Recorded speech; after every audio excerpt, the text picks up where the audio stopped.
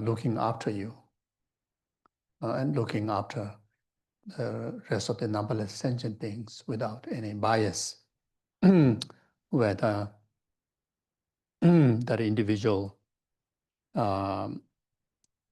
taking refuge in Buddha, Dharma, Sangha or not, but from the side of the Buddha, from the side of the altruistic omniscient, then it is all pervasive, taking care of all sentient beings.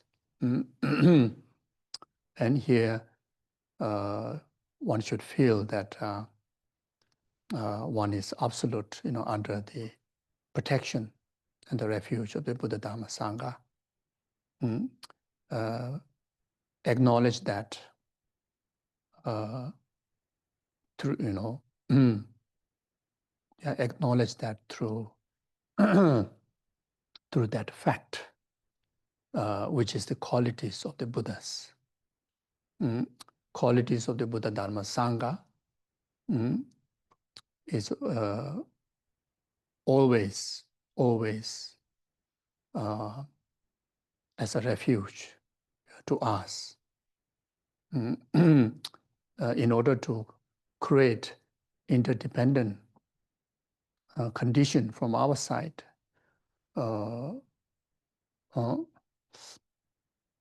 conditioning to actualize the resultant refuge within us. Then we express the faith, conviction, aspirations, and venerations, such as through reciting the refuge prayers, and expressing devotion from depth of one's heart in the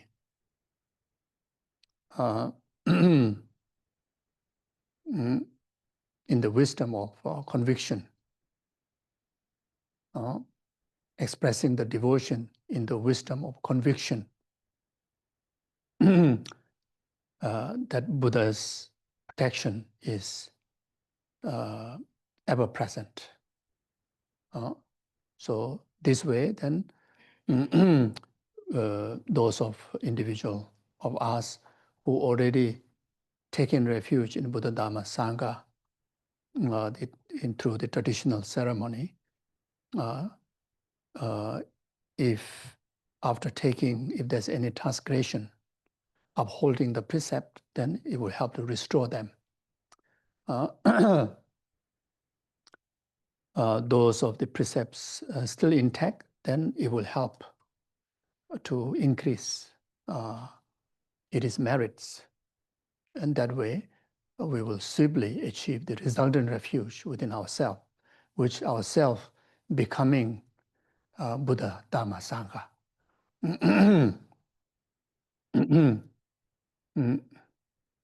And those of individuals who have not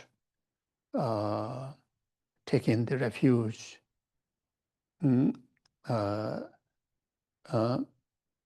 through the traditional ceremony, then this will create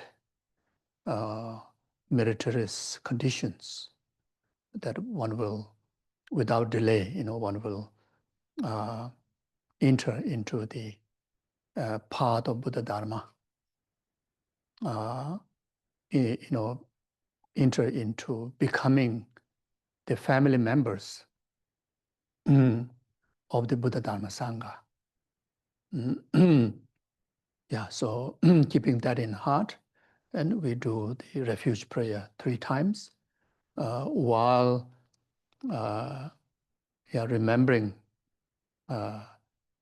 the qualities of the Buddha Dharma Sangha, as mentioned before, even that one quality, that which from the Buddha Dharma side, always ever present, protecting us, ever present, creating causes and conditions to liberate us. the qualities of boundless compassion, qualities of boundless love, qualities of altruism. Mm? Reflecting on this quality, then one get inspired from really, from depth of one's heart. With the reasoning, one get inspired by thinking how amazing there is a person that who without asking any protection, any help, but always protecting us. How amazing to have that quality. Thinking that the benefit of virtue, that how much I receive, equally received by all the numberless sentient beings without any bias. How amazing to have such quality in a person.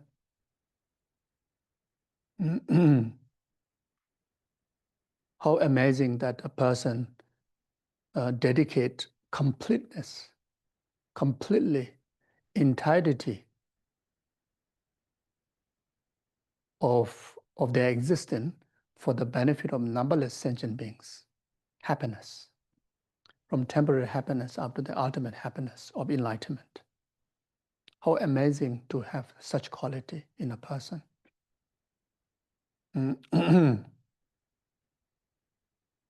The Buddhas of the past and present,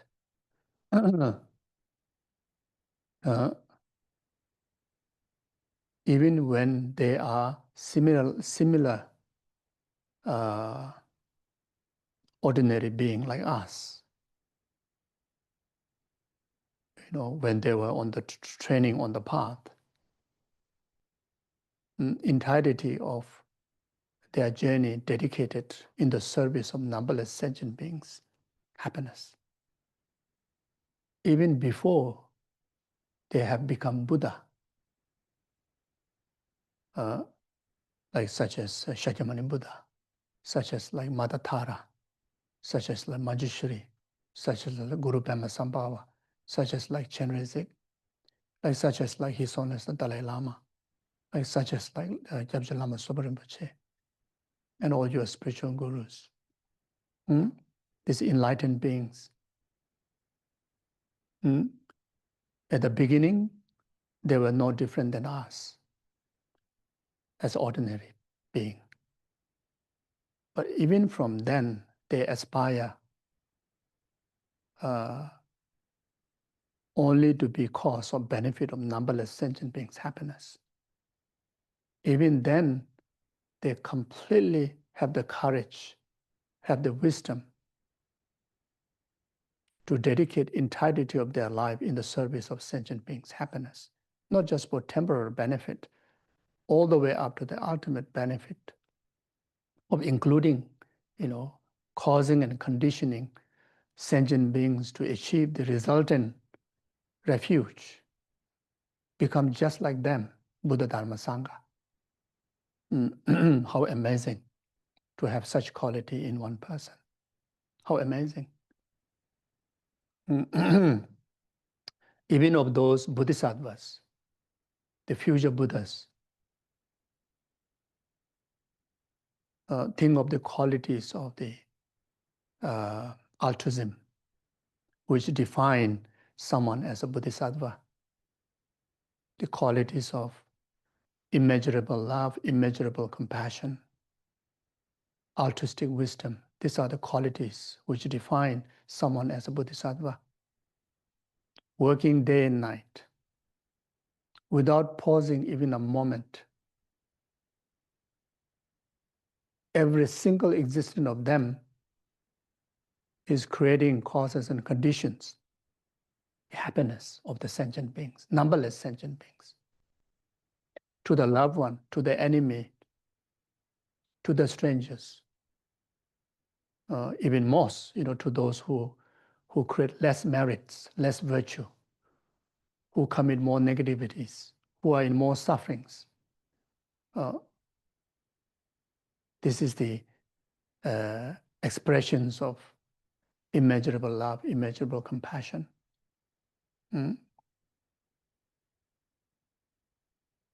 how amazing, someone to have that kind of quality.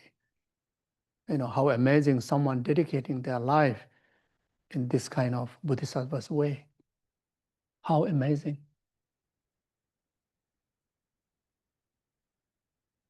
You see, even here, among the group here, think about the person next to you, person who be behind you, in front of you. Very much each and every one of you living a life very similar to how the bodhisattvas would live, in the midst of so much of distractions of samsara, so much of mundane worldly responsibilities that karmically fall onto us, almost without no choice, that we have to fulfill them. But you didn't forget the heart or the mind of bodhicitta. You didn't forget to care for sentient beings, care for numberless sentient beings, isn't it? Amazing, amazing quality. Unbelievable. How many people in our life try to create inconvenience to you, but you're able to forgive them.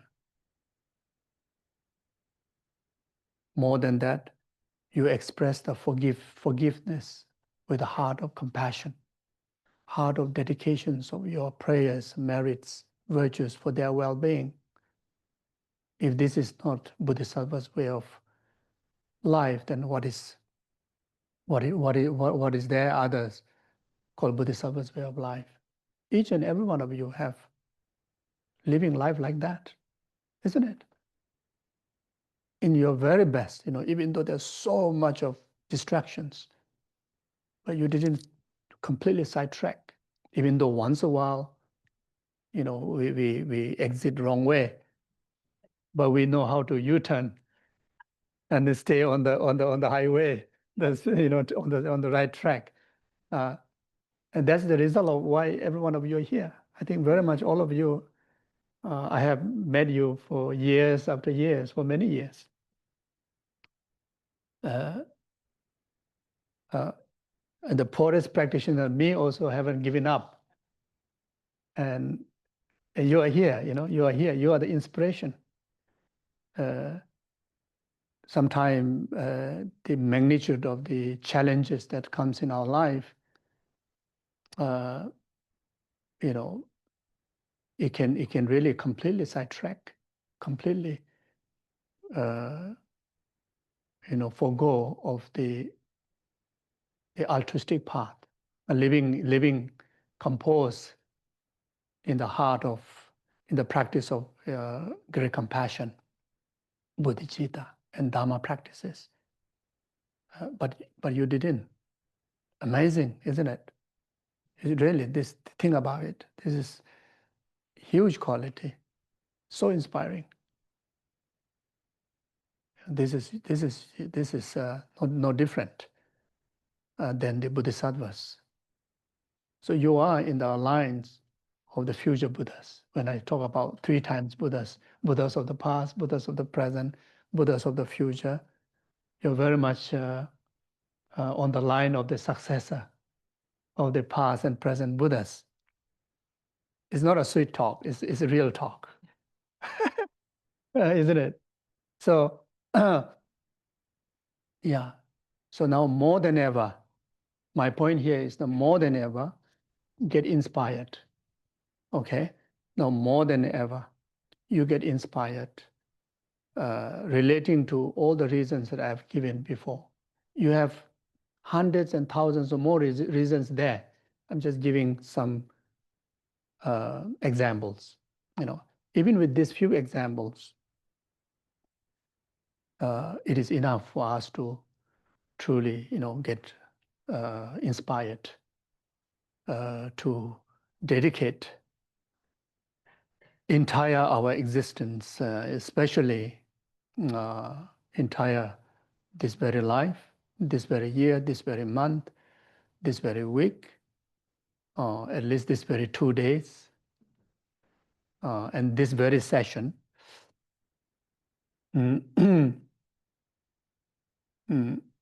dedicating wholeheartedly, sincerely, from depth of one's heart, for the benefit of numberless sentient beings, temporary happiness up to the ultimate happiness of enlightenment.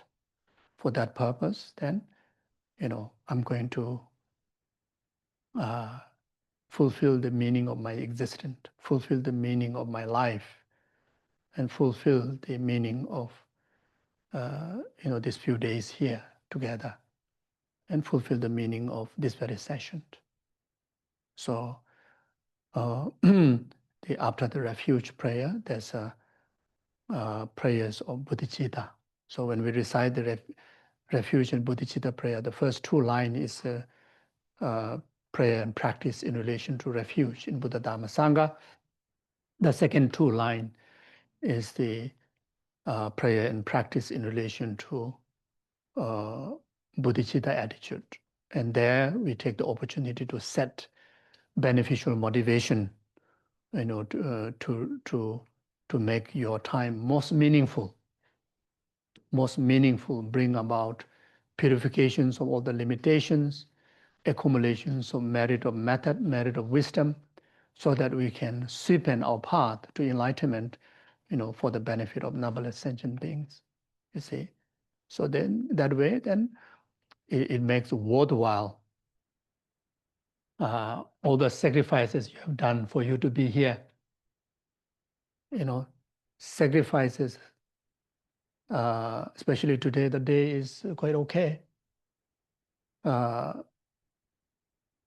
Saturday, Sunday, most of you may enjoy family gatherings, maybe in the park, maybe in the backyard of the garden. All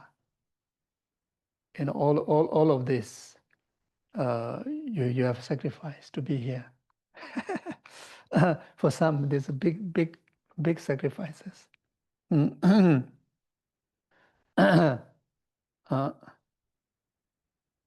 But it's very, very meaningful, worthwhile, to give a time for the Dhamma practice, Dhamma discourse.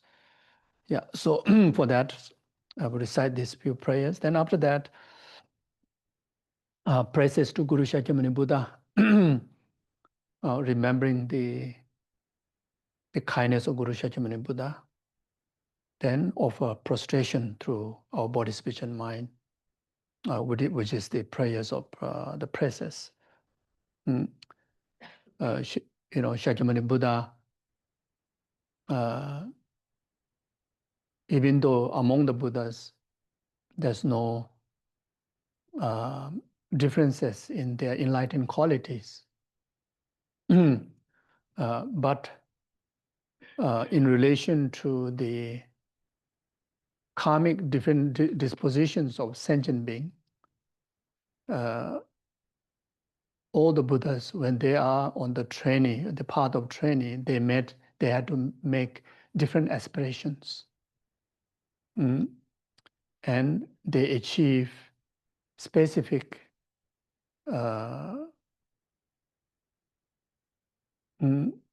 skillful means. Even though all the Buddhas has no difference in their qualities, but still different Buddhas carries different skillful means, that which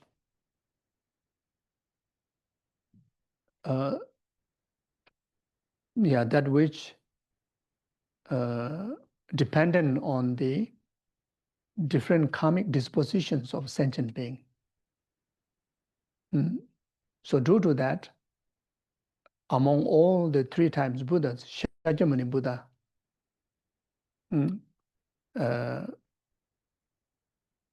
have the skillful means to descend into this southern wall in our time,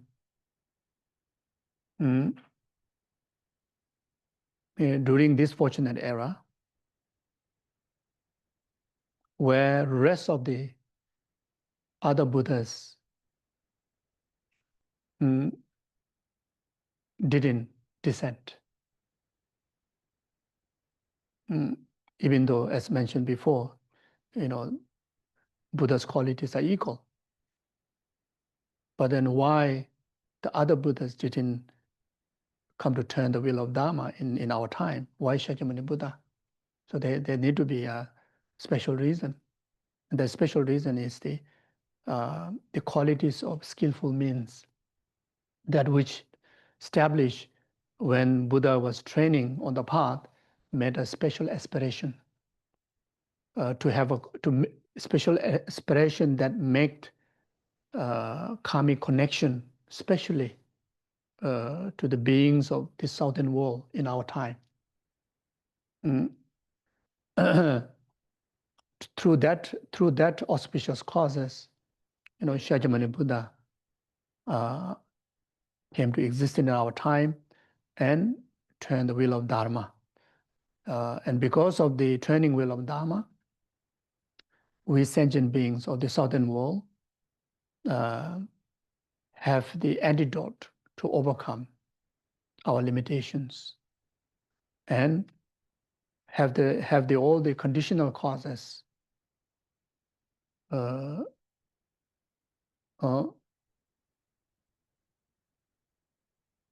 to actualize the full awakening of our being. Without the Dharma,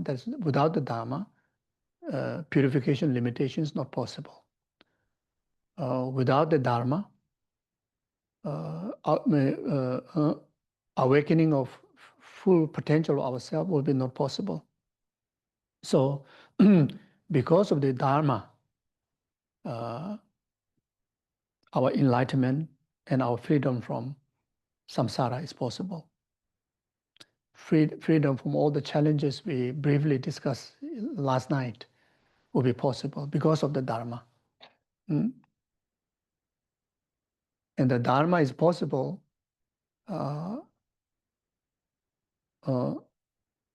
because of the Buddha. And Buddha is possible because of the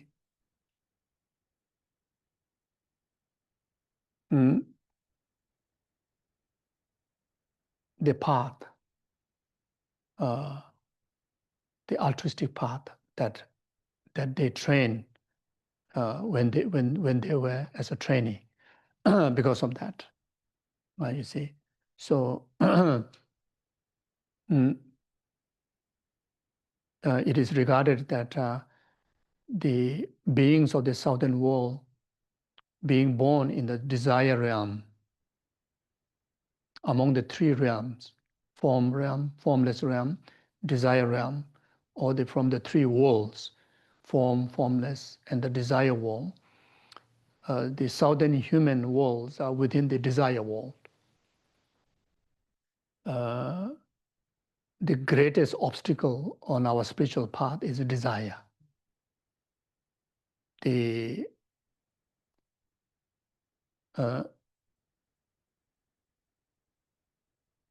greatest distractions to make us free from samsara is a desire.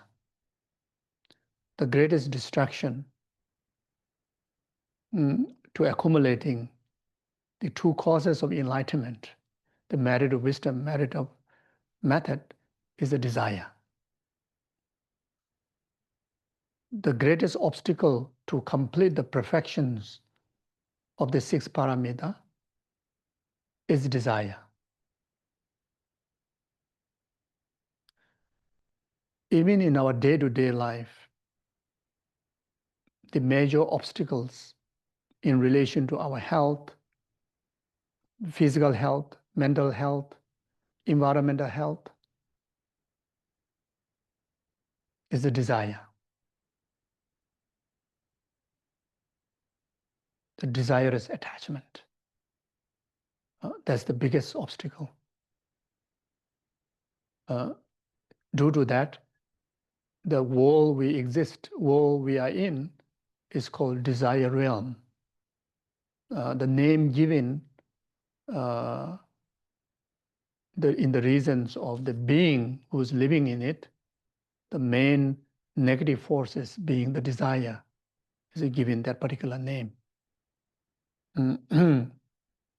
Like such as in the formless realm, why given as a formless world?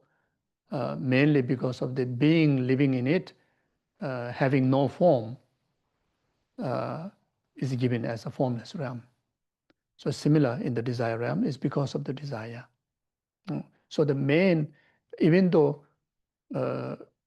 among all the delusions, the root delusions we talk about, ignorant. Ignorant itself, in fact, is built by the desirous attachment. Ignorant itself, the thickness of the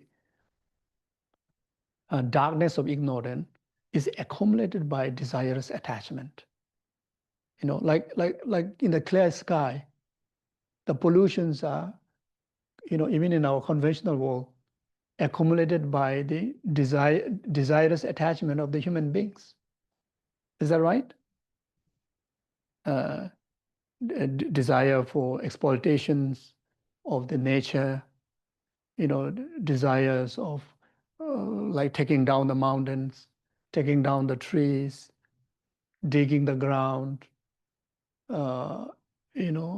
filling up the ocean, against its nature, polluting, all the atmosphere. How that happened? Mainly humans' desire.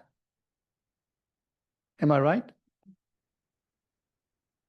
We talk about the plastic is very toxic.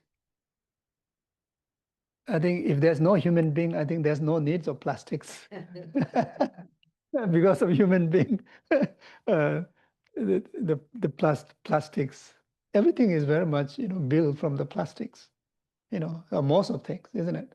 So anyway, so it's even conventional level, in the relative level, the problems of our emotional health, physical health, environmental health are very much due to the toxic, the pollution that accumulated within and without. And the root cause of that is a desirous attachment. Now, similarly, in the internal wall of our mind, all the pollutions, all the sickness, the sufferings, the suffering of samsara, suffering of samsara. The suffering comes out of anger. Suffering comes out of, attachment, ego, all the emotional sufferings, suffering lacking of wisdom, suffering, lacking of right attitude, right thinking, right speech, right action. Very much all due to the toxic that built within our mental continuum. The hallucinations, as we briefly discussed yesterday, they are subtle dualism, then gross dualism, then very, very obvious, this the dualistic, the sensual mind, and then dualistic conceptual mind, and dualistic subtle conceptual mind.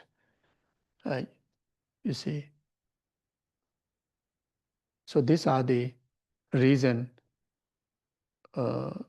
where the sufferings, where the basis of the sufferings were developed, like such as the contaminated aggregates. It is a base where we experience suffering, the samsaric aggregates, the samsaric body and mind. If we don't have samsaric body and mind, we don't need to suffer. Because of the base is already accumulated there, That's where the suffering comes from. And this toxic is very much accumulated in different delusions. And these different delusions very much initiated by ignorant. The ignorant is very much underlining, initiated by desirous attachment. Mm. It is also labeled as a self-grasping ignorant. In the form of attitude, it also called as a self-cherishing attitude. Self-cherishing attitude is attachment. Self-grasping ignorance is also attachment. You see. So attachment has many, many labels, from gross to subtle. Mm. Mm.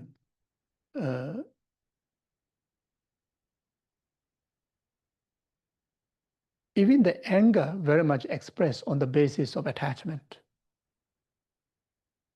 If there's nothing that you uh, mm,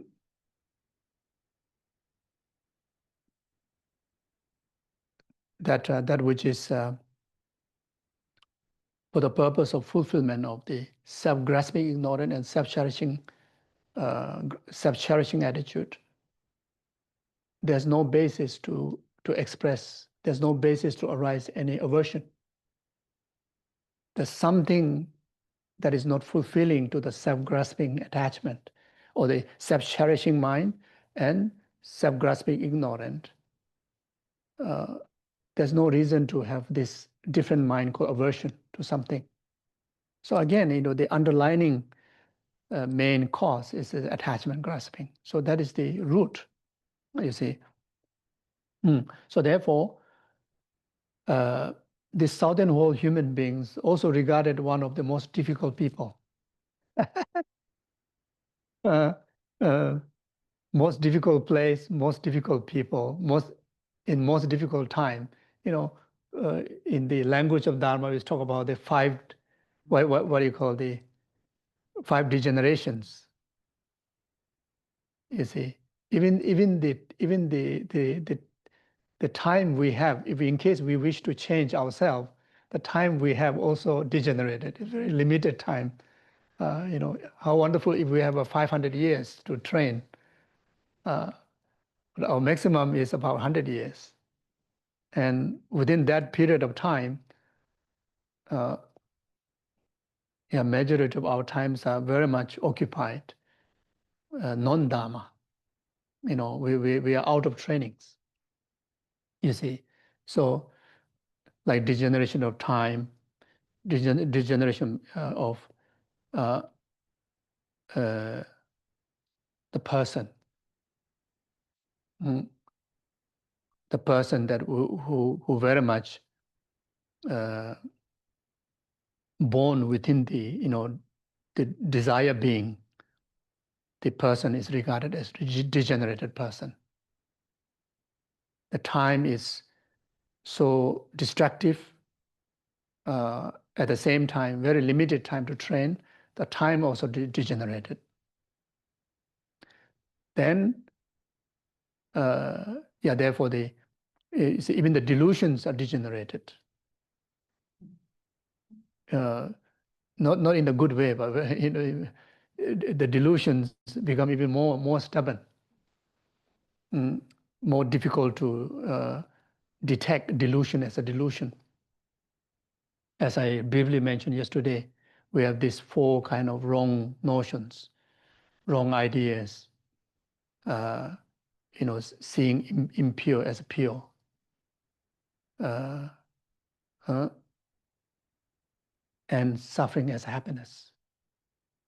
You see, impermanent as a permanent, no self as a self. You see, so because of the strong influence, strong manipulations by these wrong thoughts, the person is so difficult for us to recognize delusion as a delusion. anger as anger. There are people who regard anger as a power. There are people, if I remember correctly, there are institutions that actually teach that anger is power. You need to get angry. I don't know how true, but in America, I think there's an institution. Yeah, I don't know. One person told me that he actually went to master self-grasping, went to master the anger. Master the anger means, always able to live fully in anger.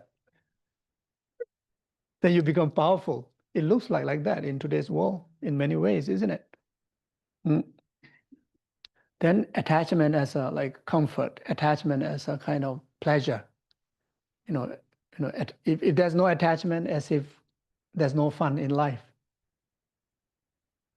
If there's no attachment, like life become boring. Yeah, there are people who believe like that. You see, like how possible you can be happy if you have no attachment? It's a totally opposite, because the attachment, the suffering is there, you know.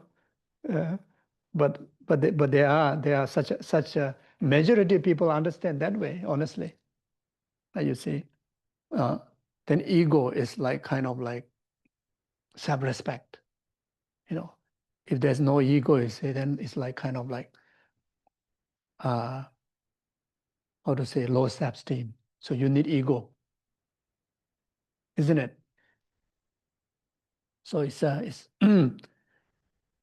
yeah. So therefore, uh, if we are not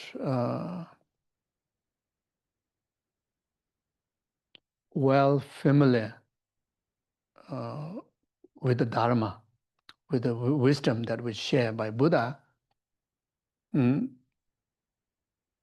it's very difficult for us to have a clear distinction.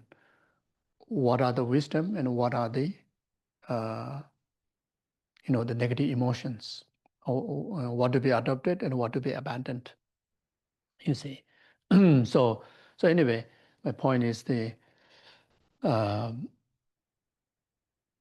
know don't know where really they had a kind of conference or not, but usually expressed that before Shakyamuni Buddha decided to descend to this world, 2,600 over years ago, all the Buddhas have a discussion, who to go to the southern world to turn the wheel of Dharma, and all the Buddha says no.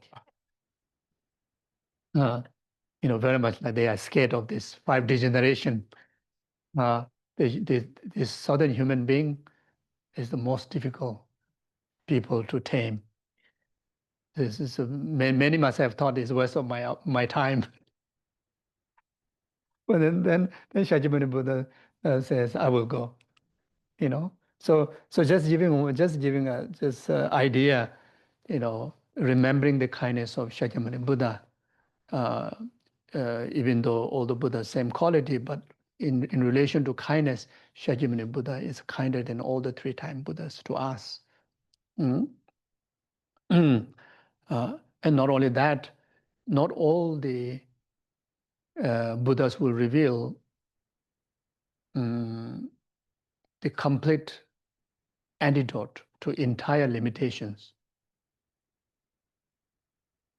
Yesterday, I briefly mentioned, in order to overcome the subtlest or the greatest limitations is the subtle dualism that require tantric teaching. Not only Kriya, yoga, action, you need high Sukhi Tantra. You need the practice of the two stages of tantric training, called generation and completion stage of training of the tantric practice.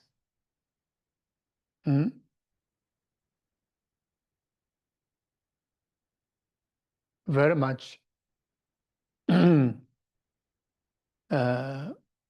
I think about three Buddhas from the 1,000 fortunate Buddhas who will come to the southern world will turn the complete the Dharma, entirety of Sutra and Tantra. And Shakyamuni Buddha is one of them. There are Buddhas who turn the wheel of Dharma on Tantra, but not complete Tantra. The certain Buddha turned the wheel of Dharma up to Yoga Tantra, up to Kriya Tantra, Action Tantra, but not High School Tantra. And also the training of this, the High School Tantra, there's no basis this wheel turning would happen in other realms, like such as formless realms. You need the basis of 6 elements in order to have the basis to train in the generation and completion stages of the Tantra. So you need, on top of the aggregates that build on top of the 4 elements, you also need the 2 elements, the elements that we receive from Father, Mother to have these physical aggregates, to have this nervous system, the channels and chakra. Generation and completion stages of the tantric teaching, very much activation or the training in relation to channels and chakras and the drops and the subtle wind mind. In order to, ultimately to train the subtle wind mind. In order to train the subtle wind mind, you need the subtle channels and chakras. In order to have these channels and chakras, you need the subtle nervous system. There's talking about 72,000, subtle nervous systems. In order to train that, you need the gross nervous system, which very much create, this human body, that which very much, by nature of this creation, it comes together like such as the 3 channels, in the seven different chakras. You see, so because of that, then there's a experience of clear light, and by having the right path to utilize the clear light onto the path, that's the way that you're able to, you can bring about the eradications of the subtlest dualism, which is the greatest challenge we're talking about. That is the very much the obscurational obstacle to become Buddha, to achieve, to very much actualize the fully awakening state. So that is the subtlest obstacle to block us to be fully awakened. You see, so so therefore, Shakyamuni Buddha, for us to have a special connection, karmical connection with Guru Shakyamuni Buddha and enjoy the and practice the complete Dharma that Buddha revealed, then comparing to rest of the other Buddhas, then Shakyamuni Buddha is definitely special connection to us and unsurpassable kindness compared to all the other Buddhas.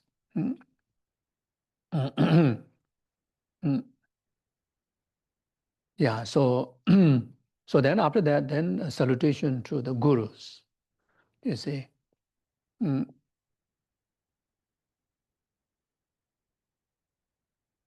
Without the medium or the bridge of the guru,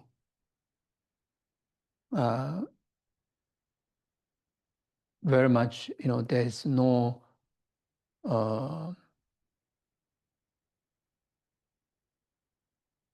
how to say, very much no way to channel the blessings of the Dharma, the blessings of the Buddha and the deities. So therefore, you see, ourselves existing in the time of the compassionate Buddha, the absolute representations of the embodiment of the Guru Shakyamuni Buddha, such as like His Holiness the Dalai Lama.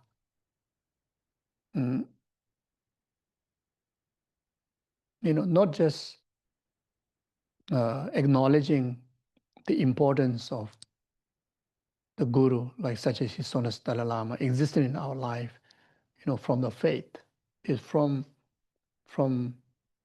the fact in the relative world.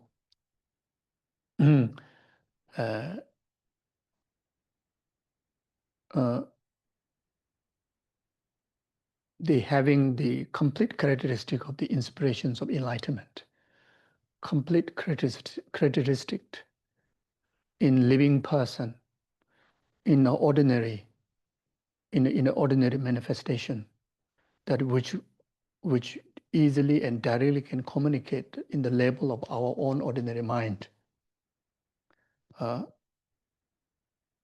not just manifesting that inspiration, just for 1 day, 1 year, 2 years, the entirety, the whole of our lifetime. You see, I think within this group here, and including of those on online, sorry, I keep forgetting mentioning there are a lot of people on online, I think. So even in the conventional age, I think His Holiness Dalai Lama born before than us. I think nobody's here at 90 years old, isn't it? So definitely His Holiness, the inspirations of enlightenment, inspirations of Buddha, inspirations of upholding the Dharma, inspirations of Dharma really benefits. Dharma really can transform person. Dharma really can make person in virtue. Dharma really can liberate someone from ordinariness, suffering world, from worldly environment. Dharma inspiration, that there's someone that which really living example that even while physically in the samsaric world, but still can enjoy the liberation, still can enjoy the enlightened qualities, genuine lasting peace, happiness, altruism.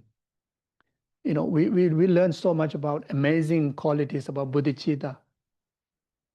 But if we relate to the capability of our own mind, bodhicitta it sounds like irrelevant, incapable. Maybe not irrelevant. Is how to say? It can be wonderful in thinking, but in the actual practice is not something possible.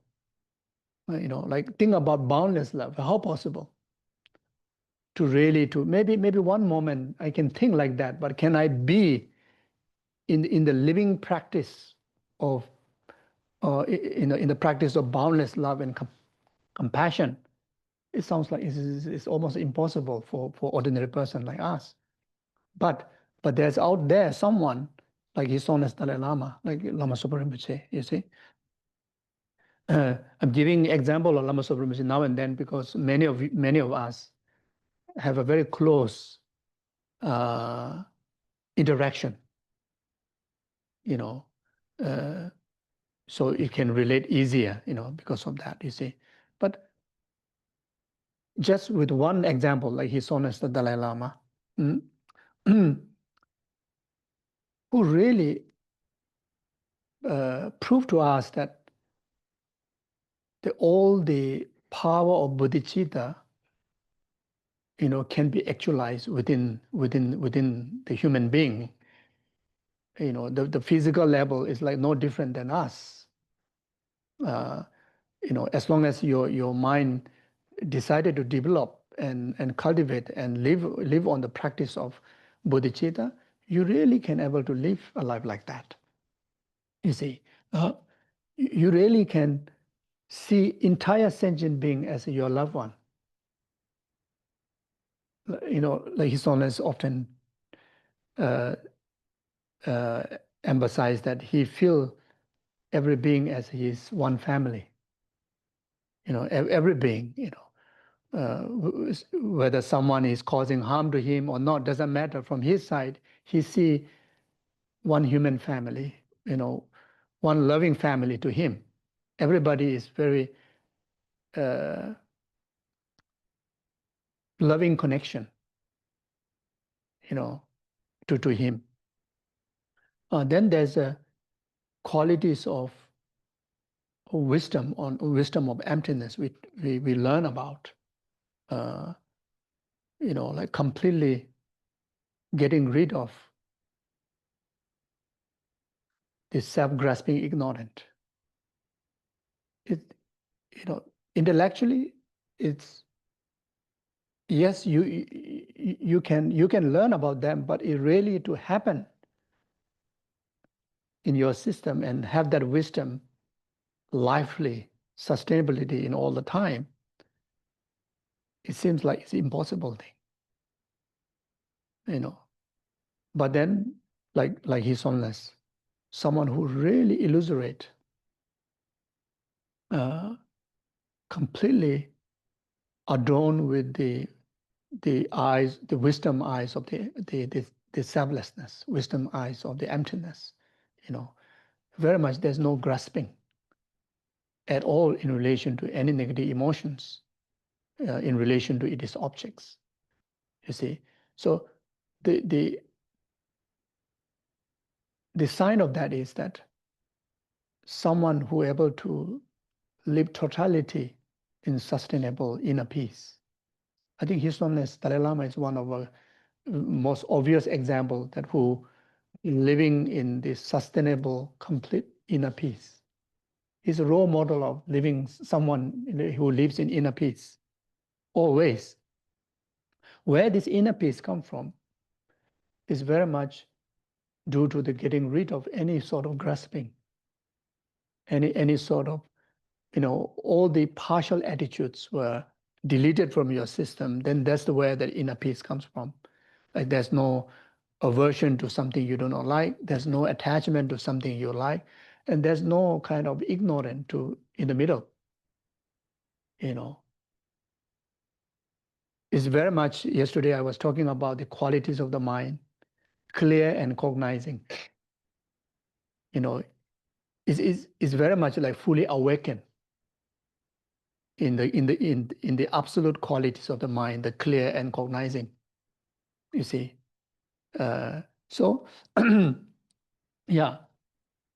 So therefore, it's amazing, to have this fortune for us to have such a living example of guru like His Holiness the Dalai Lama, and for us to have a connection, then spiritually connection, is whether we have received teaching directly from him or not, is very much all the Dharma values that we have is very much the lineage is channeled from him.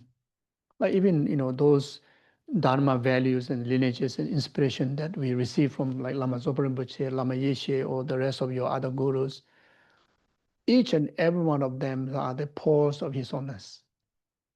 Because of His Holiness encouragement, His Holiness vision, His Holiness compassion, each and every other gurus are the skillful means of His Holiness the Dalai Lama.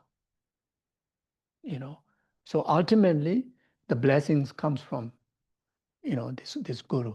You see, so so in order for us to really enjoy the Dharma realization, really the full impact of the Dharma, which is very much when the Dharma, the learning become a path.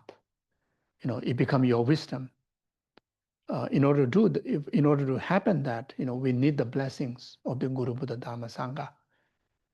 Without that, especially, without the channel of the Guru, then we can learn many knowledge, but the knowledge may not able to become fully wisdom. We may contemplate, analyze a lot on the Dharma teaching, but they may be not possible to become the wisdom analysis. We may do all sort of meditations, but then meditation may not able to deliver as a wisdom of meditation. If the meditation or the learning or contemplation of the Dharma unable to become a wisdom, then that Dharma practice didn't manage to become a path. When the Dharma teaching is not becoming a path, then there's no result of spiritual realizations, like including of actually achieving bodhicitta, actually realizing emptiness, wisdom directly, and achieving Buddhahood. All this won't be possible without the blessings, you see. So spiritual knowledge is completely different from our conventional knowledge. Conventional knowledge is as long as you know the tool, so that itself is a wisdom. And you can use them, and you can able to deliver it is result, which all of them carries limitations, but it can still deliver within the parameter of the intellect. You see, so for Dharma practice, we need to go beyond intellect, the parameter of intellect. You see, so therefore. Yeah, so that's the reason why we do salutations to Guru and do Guru Yoga practices. Is mainly all the learning, contemplation, meditation to become a path, to really to receive the Dharma blessings. You see, if we have the Guru devotion, if we have the Guru Yoga practice intact, then even someone who intellectually, academically may not be expert in the learning of the Dharma, but they still can receive the absolute benefit of the Dharma, through the power of the blessing. So in the spiritual practice, of course, learning, contemplation, meditation, all are equally important, but meditation is the most important. More than that, the most important is the blessing to be received blessing through the Guru is serve as like foundation, serve as the root of the path. You see, so without that, then some temporary benefit we may achieve, like such as through learning. After we learn certain teaching, it sounds wonderful, and we can use them, and it can also help us to overcome a certain level of difficulty, certain level of purifications of negativities, but to really to purify the root cause and actualize the ultimate benefit with just the knowledge won't able to help. You see, so even for meditation, one may have the capability of even shamatha. The shamatha is a very common practice. Is not a high extended kind of practice. It's a common practice. If someone really who diligently practice, even within few months can achieve. There are even in today's time, there are some retreaters. It didn't even take 6 months. Generally talk about if you have all the conducive environment to perform the shamatha retreat, then within 6 months you will achieve the 9 level of shamatha, but not necessary. There are some people that achieve even about a month or so. You see, so Uh, but that is not good enough. Even realizing wisdom of emptiness is not good enough. We need to come to a point that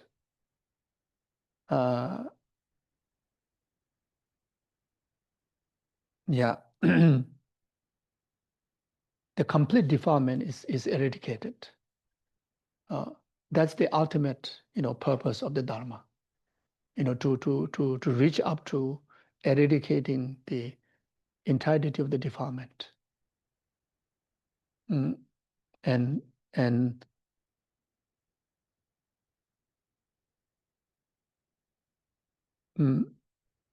very much returning back to the wholeness of yourself.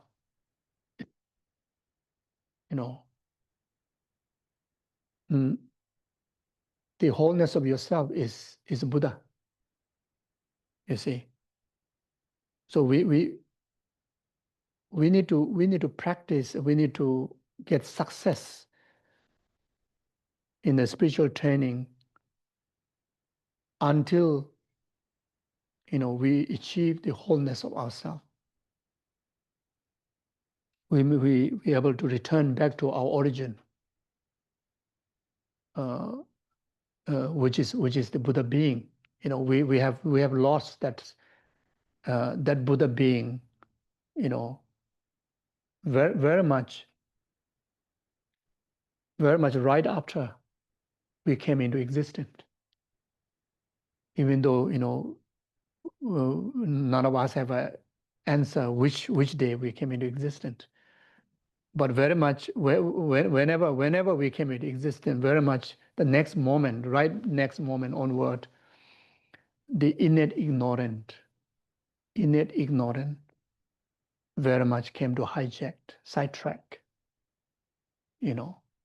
and due to that, then we have lost our origin. We have lost our whole being of ourselves. We very much become somebody else, which is also non-existent, but then still claim as me, isn't it?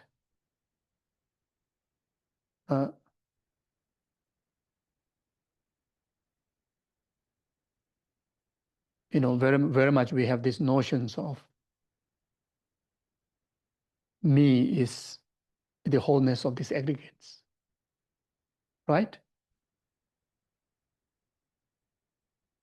That's the whole reason in the immigration we show our passport. In all application we show our driving license. And they look at the picture, they look at you. Yes,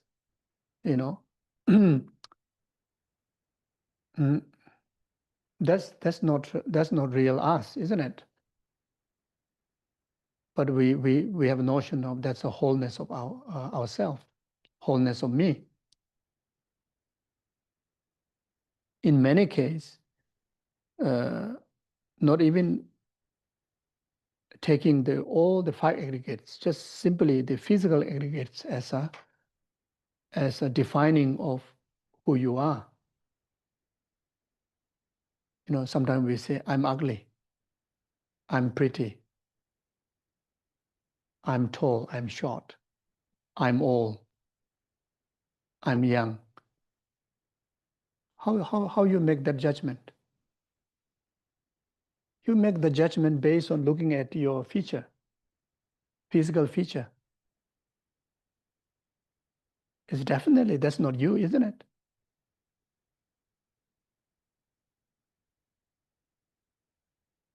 All these physical features are all others' belongings. It's not even your belongings.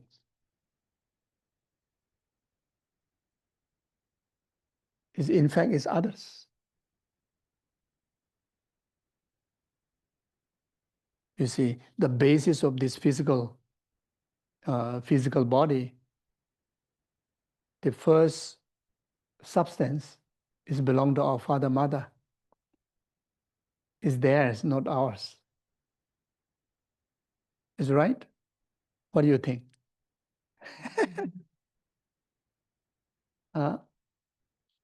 Then after that, the elements, like such as the 5 elements, like earth, water, fire, wind, space.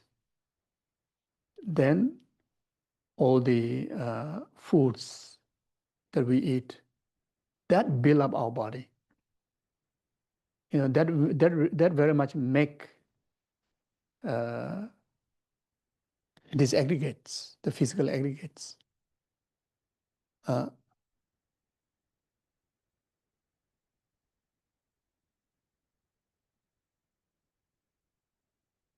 Then on top of that, when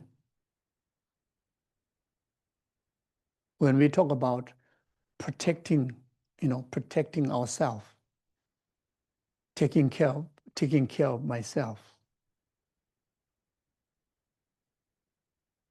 taking care of my life, taking care of my well-being.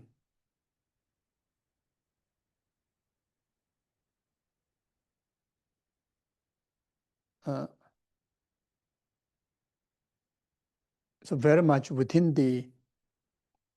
that false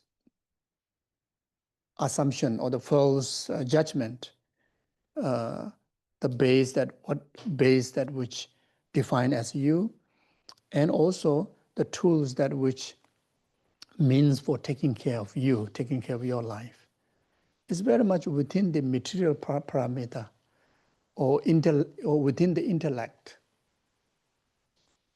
within the intellectual parameter.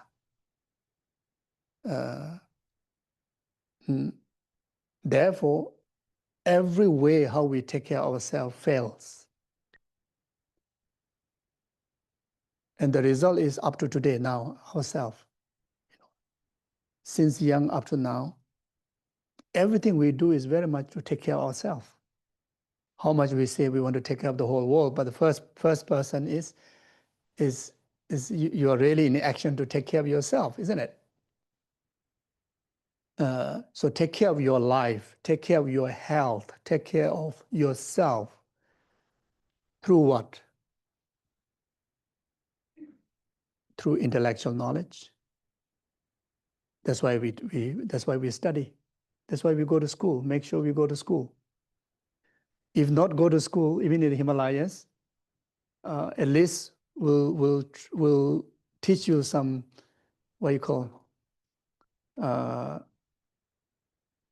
like how to collect the cow dung. I was teach how to collect the cow dung, how to sew the clothes, how to collect woods, how to farm, etc., etc. It is all about protecting your life, taking care of yourself, and for your well-being, isn't it? Then we try to take care of our well-being in the means of foods. That's why we eat at least 3 times. We try to eat whatever is labeled as healthy, whatever we believe is healthy, whatever that comfort the tummy, whatever brings some glow to your look. That's why we spend a lot of money on what you call supplements. And that's the way how we say we take care of ourselves, we take care of our well-being. And of course, work so hard, to build a shelter, to take care of yourself. Work so hard to buy a car, to take care of yourself. Work so hard to have family, to take care of yourself. Even have a children to take care of yourself, or take care of the family, or at least start, the ultimate thinking is to take care of yourself, your well-being. Many people produce children that when I'm aged, when I'm sick, there will be somebody who will look after me, isn't it? I think most, unless accidentally, you make baby, otherwise, I don't think I want to make a baby that will bring enlightenment to the world. I don't think so. Is either subtly or very obviously there's some kind of intention to your happiness, to the happiness that related to you, maybe the happiness of the family. Uh, Ultimately, it goes to have something to do with the well-being of yourself, isn't it? So that's quite obvious. We take care of our well-being doing daily exercise. What exercise we do? Running, gym, uh, then I don't know, yogas, swimming, blah blah blah, many things. Yeah.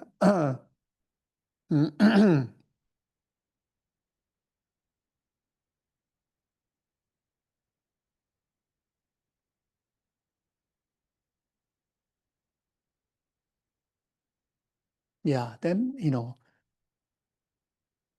yearly medical checkup to take care of your well-being.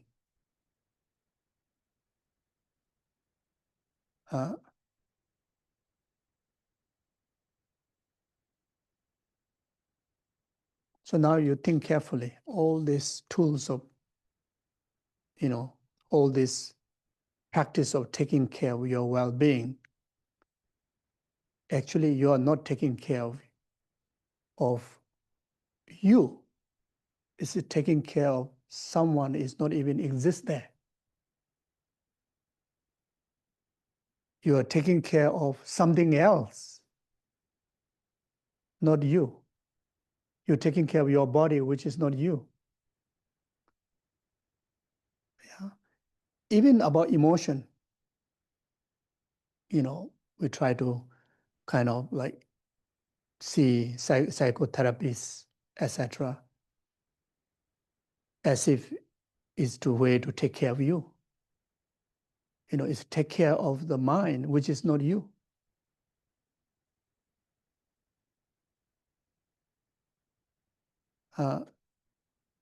So whatever means or way of the tools that we use to take care of ourselves obviously didn't succeed. We literally take care never to get sick, but we get sick, all sort of sickness, all sort of physical, emotional discomforts comes in our way. Is that true? How many medicine we eat? How many medical checkup we've done? How many exercise? We've been doing daily exercise. Like, look at me. When I did about 200,000 or more of prostration. Yes, there's a little idea of accumulations of merit, purification. But the more idea is like, I can stay healthy. I must do something, exercise. So when I was in Sarah, it's a daily about 100 long prostrations. And for many, many years, daily. After that, full-time dedications of few months, I shouldn't have all these troubles that I have physically, especially to do with my shoulder kind of thing is no way. The way how I did the prostration is like I should be the most healthy. You see,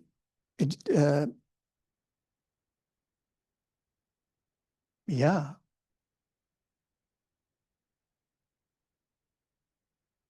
So actually, majority of my intention to do this practice actually didn't fulfill it.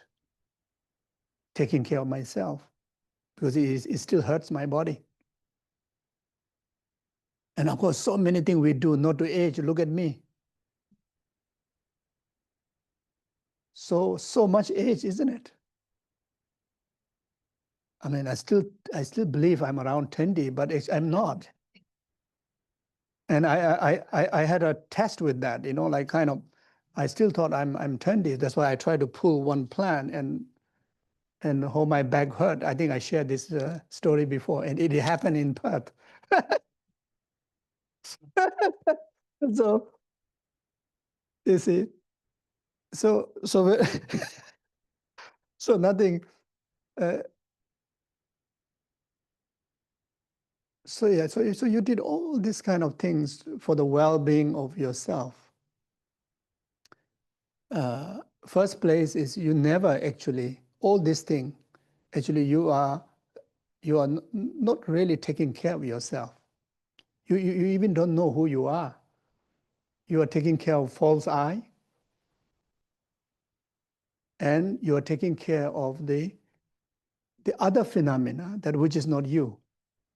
Yeah, even though of course it's there's a relationship, but the idea and the term we used, I'm taking care of myself, that contradicts. So there's ignorance is there, you see. So therefore, whatever way, how we take care, our usual way of taking care of ourselves, it will not work. It will not work. It will not protect us from not dying. Protect from dying or not dying. It will not. It will not. Yeah. It will not protect from dying one day. It will not protect from aging. It will not protect from getting sick. It will not protect from experiencing suffering.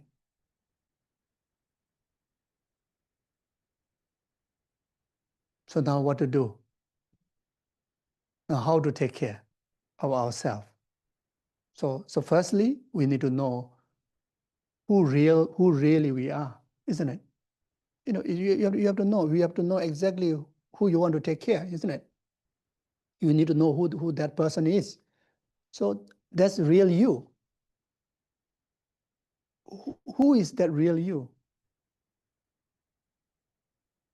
Simply that being exists in the continuum of it is of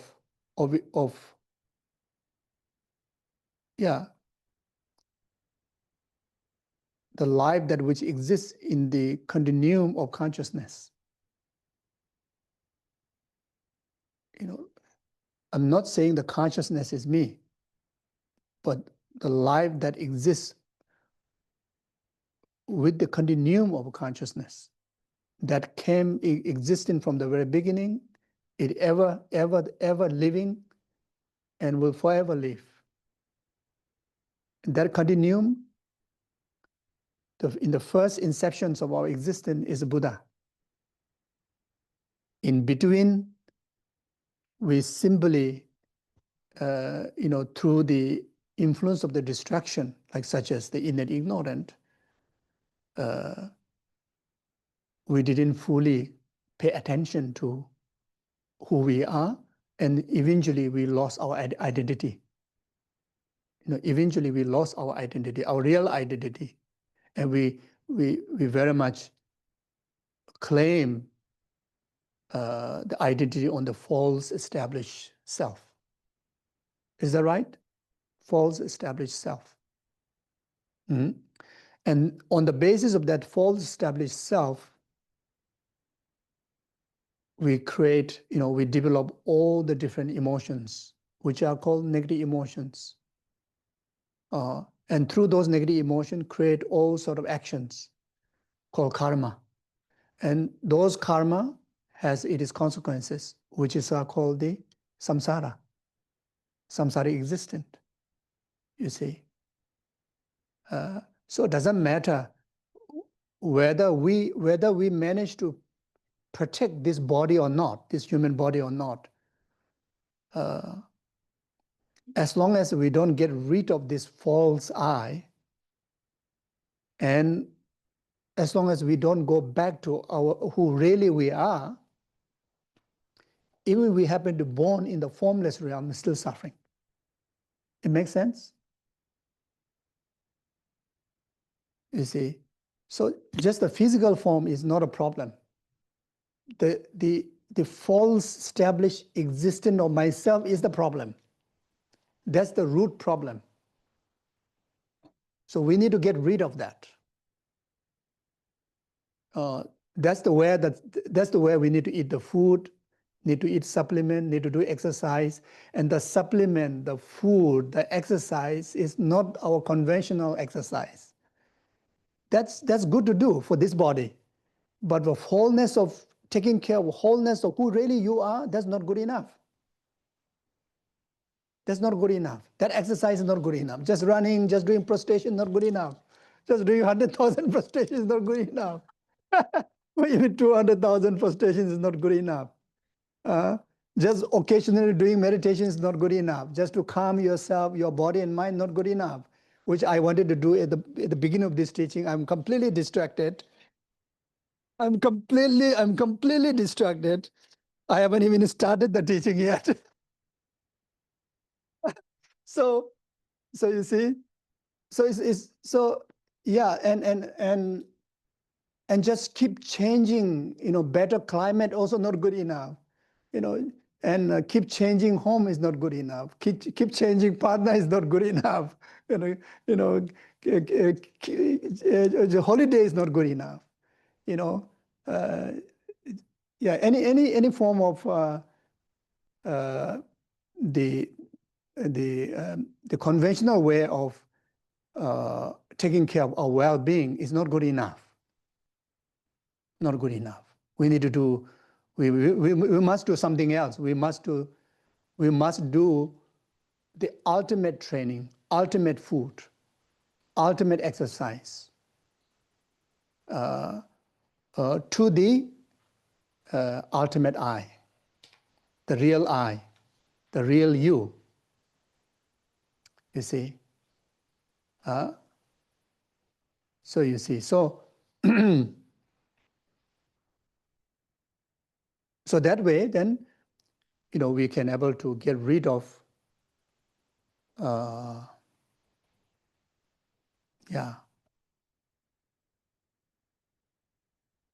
get rid of the basis of suffering, which is the samsaric aggregates, which, through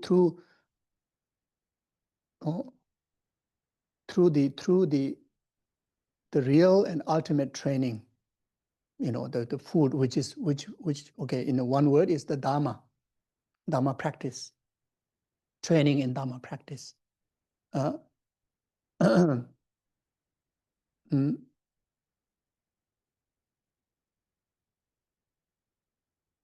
Through the tools of the Dharma practice, cleansing the toxic base, the base where accumulate the toxics, the samsaric aggregates. And that way, then, forever we don't need to suffer. Even we happen to come back to the human world, we don't need to suffer. Even we need to retake the human body, we don't need to suffer. Even we experience the death, we don't need to suffer. Very much, when that training is succeed, you very much obtained very much like illusory body. You become like an illusory person. The wholeness of your existence, wholeness of your existence is the wholeness of your body is the Dharmakaya body. Makes sense here? Dharmakaya body. You see, here I'm talking about the real you is the Dharmakaya body. You see, even when we talk about the Buddha's bodies, the conventional, the object of refuge, ultimate object of refuge, the ultimate of the ultimate, the object of the Buddha is the Dharmakaya, not even his form body. Even though Buddha has a form body and wisdom body, but the ultimate is the wisdom body. That's what defines Buddha, isn't it? Dharmakaya is the one who defined Buddha, isn't it? And our true nature is Dharmakaya, isn't it? We keep talking about clear light mind. The clear light mind is Dharmakaya, isn't it? It's simply not because of recognizing fully we didn't manage to become fully awakened. When you recognize fully and all the time, you are labeled as a fully awakened. When you arrive to a point of fully awakened state, that's the state you call you are Buddha, isn't it? The defining of the Buddha is not suddenly like disappearing your body or suddenly rainbow coming out of your body. Suddenly you can manifest hundreds of bodies. It doesn't define that. You don't need to be Buddha to do that. Even a spirit can manifest many different bodies. Ordinary sentient being can manifest in different bodies. So no need to become Buddha to manifest so many different bodies, you see. So here is the real ability of the Buddha is everything able to manifest through the expressions of that Dharmakaya. Here in our case, is everything is expressions of the ignorant or the dualism. As a Buddha is now everything going to become expressions of the Dharmakaya. Again, to reach to that point is not something that we need to travel miles away, or we need to go to another kind of world zone. It is a pre-existent quality. It's a pre-existent being, which is yourself, which is you, the real you. So simply recognizing that, and the tools to recognize that is through the training of the tools of the wisdom of selflessness. Of course, you learn about no self. You learn about emptiness, and you first conceptually realize them. Then eventually, you come to a point that you directly see nakedly the absolute wholeness of you, which is nothing more than seeing the wholeness of the Dharmakaya being yourself. Everything is just like expressions of that Dharmakaya, you see. And sometimes when you do intense meditation, especially when you do deity yoga meditation or emptiness meditation, you do experience like just kind of like a temporal, like you are completely in a different kind of world, in different kind of experience, completely losing absoluteness of the ordinariness, in the wholeness of ordinariness out of you, and you become divine, and that divine state of experience is blissful. It is so wonderful. It's so meaningful. It's worth striving for. And the other side of ourselves is like so difficult to secure even a moment of inner peace, and most of the time is quite troubling. It's quite challenging, isn't it? You see. So now, now the way is.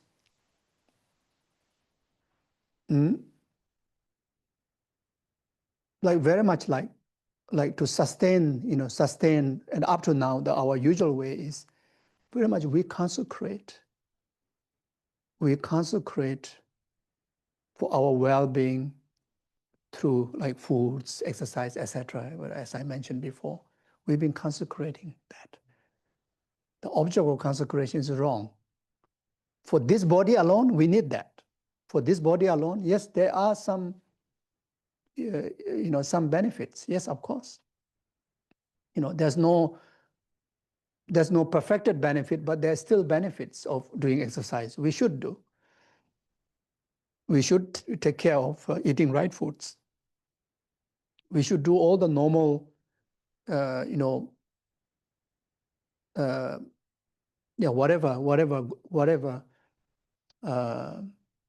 protection that we can receive. It's good to do that. But if we just doing that alone, very much we will be never liberated from the problem. We will be never liberated from the problem, you see. And here we are not talking about solving problem from next lifetime onward. We are here talking also about realistically we also want to solve the problem in relation to tomorrow, in relation to especially in coming days, especially when we get older, when we get more sick, when we, getting nearer to the death, especially those most crucial time of this lifetime is during passing away from this life. We need all the protection, immune system to stay composed with inner peace, composed with virtue, composed free from any disturbances, any distractions. We need that protection. Okay, so for that we need to consecrate by the Dharma practice. That's where the subject comes from, refuge.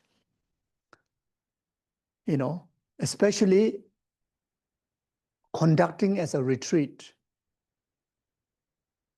Conducting as a retreat. And even here I'm kind of suggesting. I've been suggesting for a few years now, and we commenced the first doing the Ngondro practice, refuge preliminary practices since last year in Brisbane, in Laritamba Center. And say, of course, usually the refuge Ngondro is minimum 100,000 accumulations of the refuge prayer in a retreat form. Means whether you complete that within 1 week, within 10 days, or within how many years, but daily staying within the boundary of retreat. Here, not talking about physical boundary. It's a boundary set from your commitment, from your heart, very much in relation to the precept. And at least within 24 hours, that there's a minimal, at least 1 or 2 to remember. As far as concerned with the refuge, minimum remember 6 times. As a Buddhist, once you take refuge, the minimum commitment is you remember refuge 6 times. It says in the teaching 3 times a day, 3 times a night. But this is a minimum. It's talking about the more the protection we need, the benefit is the more that you remember. More that you remember the practice, more that you live in the practice, you see. So, so here I was suggesting at least like 1 year to very much to exercise ourselves daily for 1 year, 365 days. At least there will be some impact. Like such as the regular exercise, you see. Even you see, so you need dedication. Even in our normal, we have taken care of our body, like exercise, eating food. Can you imagine like eating food? Have you ever forget about eating 3 meals a day? How busy we are, or very much whatever we do is actually make sure that you have 3 meals at least. Earn so much money for what? The main reason is at least you have a food to eat. How much you say many things, but that's the subtle, highlighted purpose. You see, and you can see even for that minor purpose, the diligence that we put is whole life, isn't it? And a whole life. I mean, all the ideas I mentioned before, the way of taking care of this body, this life, we invest whole life and we exercise that daily. How diligent we are, even with a minor result, minimum result, but the diligence, the effort we put is like daily, like the commitment is so steady, isn't it? Now here we are talking about the well-being of ever lifetime, ever existing of ourselves. Not just the well-being of this human body, it's the well-being of the wholeness of our existence for now and forever future. That surely, understood that we need to put, actually 1 year is not enough, whole life. Not just 1 hour, 2 hours is not enough. In fact, every single moment. Because the benefit is you receive an immediate, most effective protection.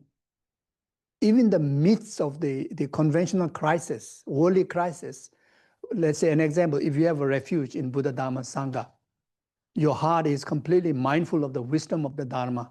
Yesterday, I briefly talked about wisdom of impermanence, wisdom of detachment, etc., wisdom of forgiveness, attitude of empathy, attitude of compassion, love, kindness. If your heart is completely occupied with the mindfulness in this Dharma, and at the same time, just with that, how much protection will we receive in our crisis? Even if we don't have a conventional crisis, if it's a bright day, everything is all right, everything is good, that day will be even much more brighter. That day will be much more happier. Everything look, 1,000 times greater than what already is great. If we have the mindfulness of the Dharma in our heart, you see, if you have some goodness, today is like kind of, I don't know, abundance came in your way, whatever way. With the heart of Dharma, I think your heart will be even greater, become like ocean-like heart. That abundance, you just want to celebrate with everybody. You see, and you enjoy not only the joy that is you're experiencing, you also experience the joy of others' joy. You see, let's say like today, you have great grocery to make a great food, and just eating yourself, of course, is so nice and so happy. But the moment you share with the rest of the others, if there's 10 people you're sharing with, the joy and happiness of the 10 people, you also, they add on to your joy. You see? So, like that. Then can you imagine every single moment that you have this mindfulness of refuge of Buddha within you? Like Buddha is always with you. Buddha is always watching you, watching over you. Not only peeping, it's like all the time. In good time, bad time, even when you do something wrong also, it's compassionately, lovingly taking care of you, watching over you. You are never lonely, And some more, Buddha means all the Buddhas, yeah? It's like a numberless friends. That friend also genuine, perfected friend, like the Buddhas, not a human friend, And some more in the difficult times happening in our life, these Buddhas become even more present, more present with you, and completeness with you. You see. So can you imagine, when the moment there's a negative emotions of feeling loneliness, the moment you feel you have the mindfulness of refuge, of Buddha is with you, there's no room for you to feel loneliness. If you feel some kind of human or non-humans or whatever is like disturbing you, the moment you have the mindfulness of Buddha is there, it's without doubt, like instantly, that fear will go away. And especially fear of uncertainty of future onward, uncertainty. Majority of our heart filled with the fear of uncertainty of tomorrow, uncertainty of future, uncertainty of this and that, There's a lot of confused mind, fearful mind. Anything we want to do next is like there's some elements of inconvenience, due to the uncertainty, due to not knowing exactly what's going to happen. Okay, now my alarm say better shut up. Okay, so yeah, so you see, okay.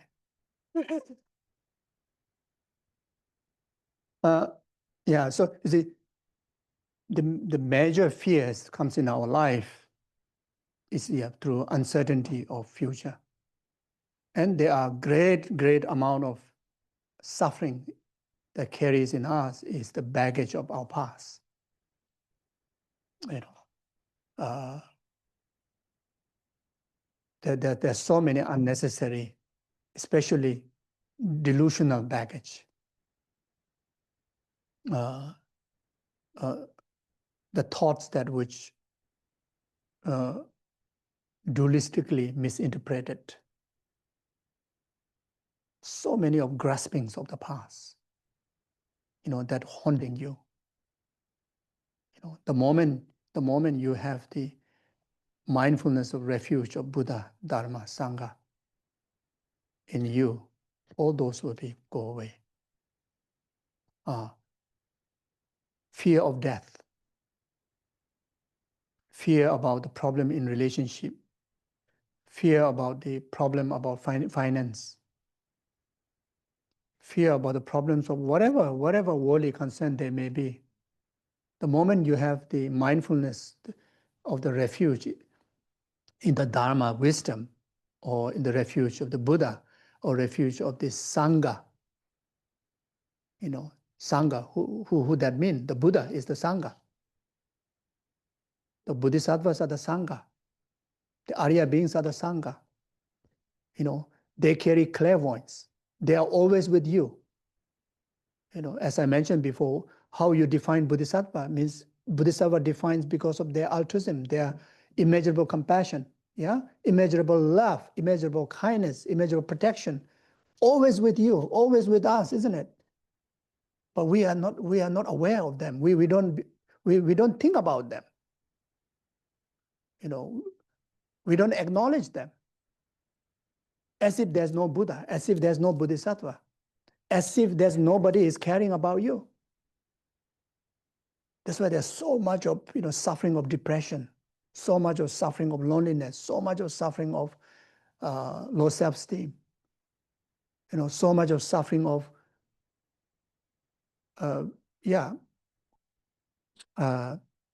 like nobody caring about me, nobody love me, nobody acknowledging my existence, etc., etc. No, numberless Buddhas out there. The omniscient mind, the omniscient, omniscient means forever, complete knowing of whole thing, everything about you, with full of kindness and compassion, you see. So when we have that, the practice of refuge, then that's the way we really taking good care of ourselves, taking good care of entirety of your existence, your real existence, you see. So that's the reason why these Ngondros are so important, even though the name given as a preliminary, but actually it's the main body practice, it's a foundational practice, it's a resultant practice,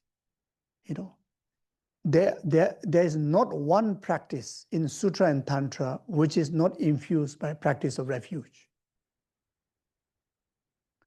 Here, many senior practitioners, some are practicing even before I was born. Already high realized beings also. Here actually in the Hayagiwa, I see so many seniors, you see, and they are so humble. If some of newcomers, they think that they must be newcomers. No, they've been practicing for past 50 years, or even before that. You see, they would understand, So here actually like topic is talk about refuge. Some people may think this is just like a preliminary teaching. It's a teaching for small capable beings. No, this is for everybody, for the learned one, for the long-time practitioner, to really to speed up strengthen, like even your highest yogic tantric practice is through refuge, through the practice of refuge and bodhicitta. When the preliminary is strengthened, your main body practice, whatever the body practice can be, tantric deity yogas, that will be sweeping like that. If you are a sutric practitioner, if you want to realize wisdom of emptiness, if you strengthen the practice of refuge and bodhicitta, the wisdom of emptiness will be developed. If you are aspiring to achieve the bodhisattva level of bodhicitta, then you strengthen this practice, bodhicitta will be achieved. As for beginner, that you want to sweeten your path, to higher realizations, this is the practice, you see. So like an example, like Lama Tsongkhapa,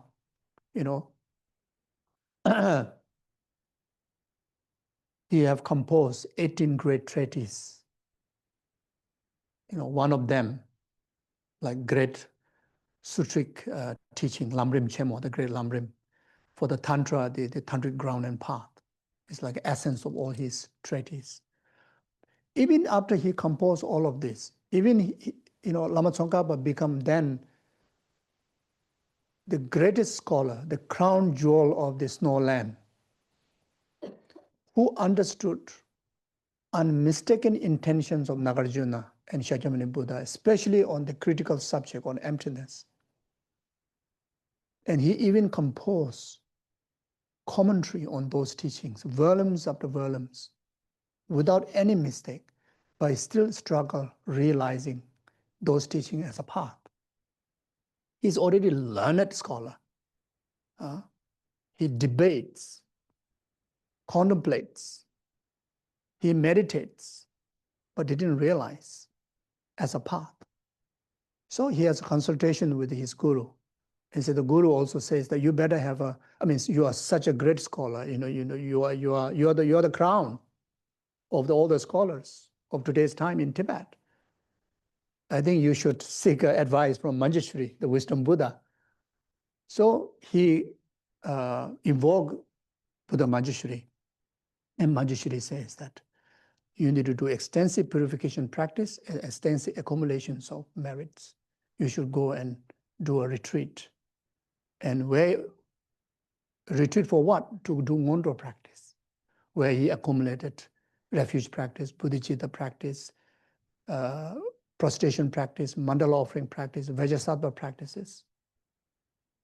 While he's performing, like such as prostration,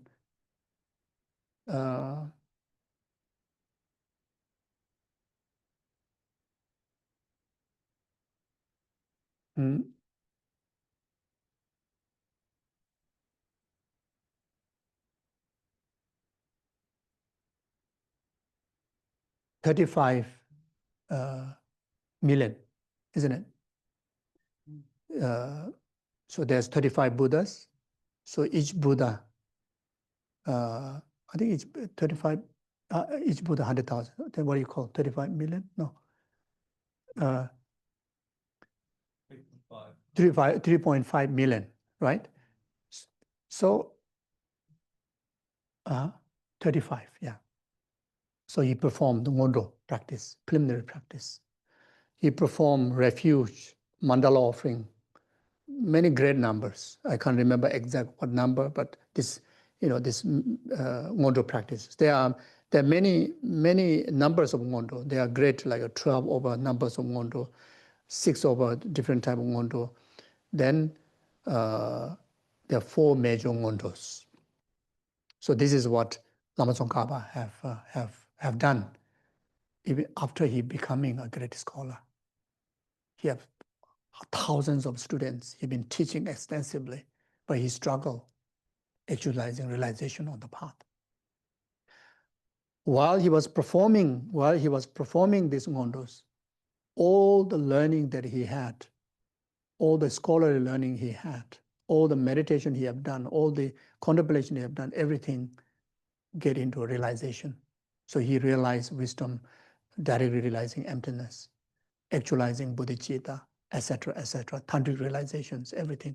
That caused him, because this he have done later to his life, this caused him actualizing one lifetime enlightenment. Lama Tsongkhapa is one of the examples who achieved enlightenment within that very lifetime, within that very human ordinary lifetime, you see. So that much importance, you see. So when you do Ngondro practice, let's say daily, as much as possible. The best is all the time. But that doesn't mean that you will distract from your daily commitments, day-to-day commitments like job, family. No. It will not obstacle any of your daily commitments. It will rather enhance. It will bring so much joy, so much enthusiasticness, so much mindfulness, so much virtue in all your other responsibilities. So here the retreat is, there are many forms of retreat. So I kind of suggesting to do an open retreat, meaning you continue to do your work, taking care of family, no need to do in one sitting, one place, as long as you set a minimum, minimum commitment, minimum like 6 times a day. Then when you are free, you do 4 sessions, you do 10 sessions. Maybe you take one whole weekend off and do 4 full day sessions, you see. So that way you're very much consecrating the basis of who you are, which is the aggregates and the environment. You are consecrating them to manifest very much wholeness of who really you are, the Dharmakaya being of you. Like whenever we build holy objects, these are material objects, isn't it? Even though it's Buddha statue, the paintings, it's very holy, but it's a material. So not just getting this holy object, we do consecration. Why we do consecration?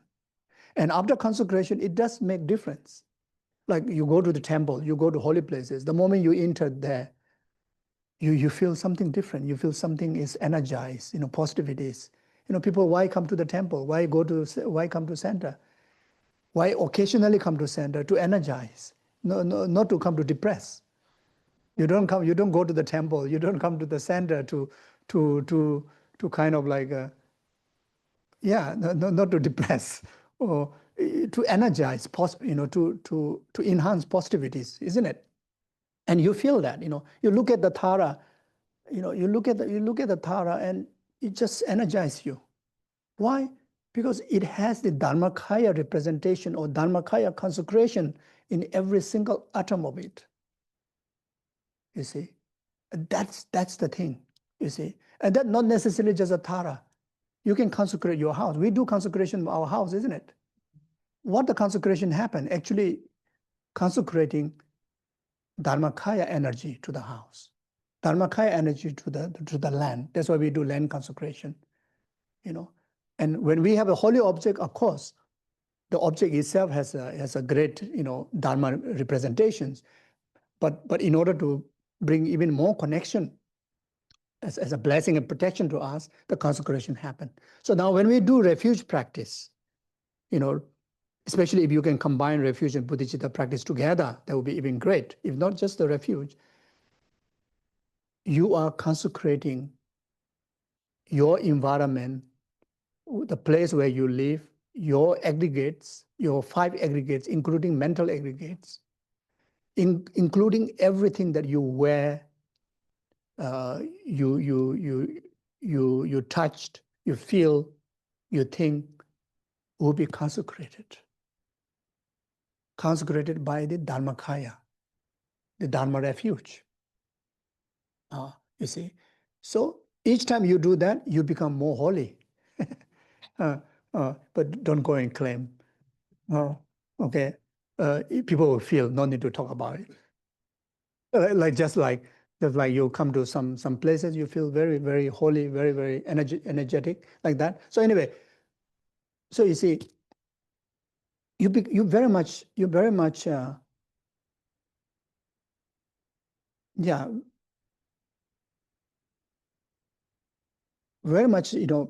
put yourself, your environment within the boundary of the blessings, of the protections, of refuge, there's no room to intrude negativities, including negative emotions. As I mentioned before, you are mindful with all the Dharma wisdom.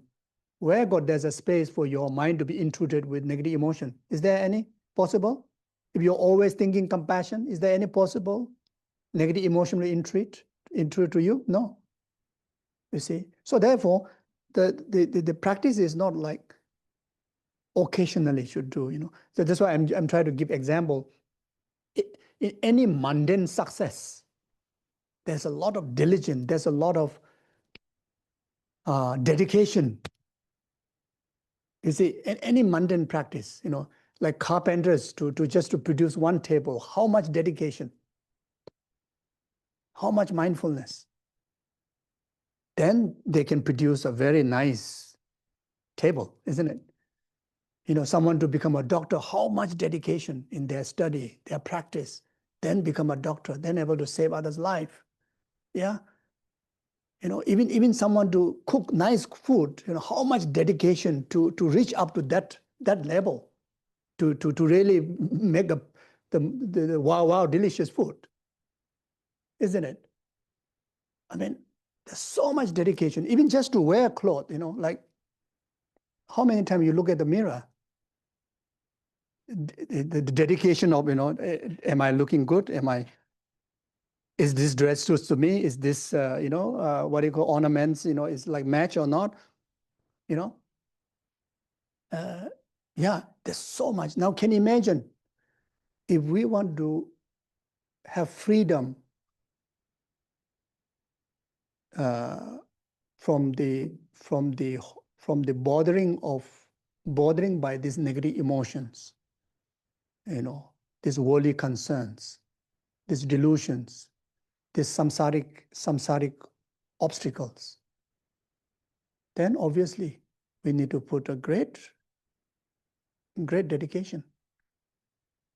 You see, I mean, when we talk about 1 year do refuge retreat, it's like, oh no,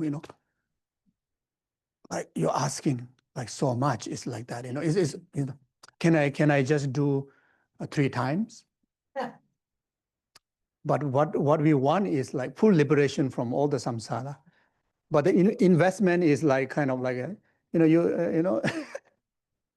investment is like a one coin, and you are expecting, like we are expecting $1 million return tomorrow or within next 10 years. So with the limited exercise, with the limited training, I mean, we cannot expect the great impact of the result, isn't it? You see, so therefore retreats are very good, because the retreat kind of discipline us, make us stay within the boundary to stay repeatedly engaged in the training. You see, so that's the reason these Ngondro practices are introduced. So I think some of you are already doing it, really rejoice, and some of you want to do, then from this time, there's no other ceremonies there to do anything. As long as you have the refuge vow, you just kick off the session, and minimum 6 times a day, or if that also difficult, then minimum 3 times. And I think at the end of 365 days, I think the imprint going to be so solid. Even you happen to do just 3 times, but you are doing daily in the form of retreat.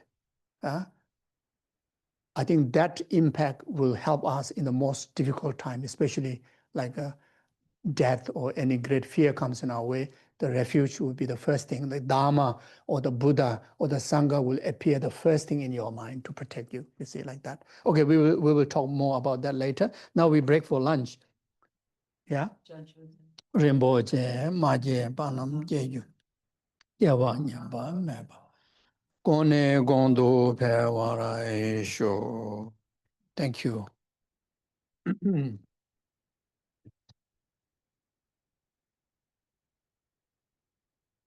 Take the full hour for lunch. So 1:15, we come back, and there's lunch provided after that.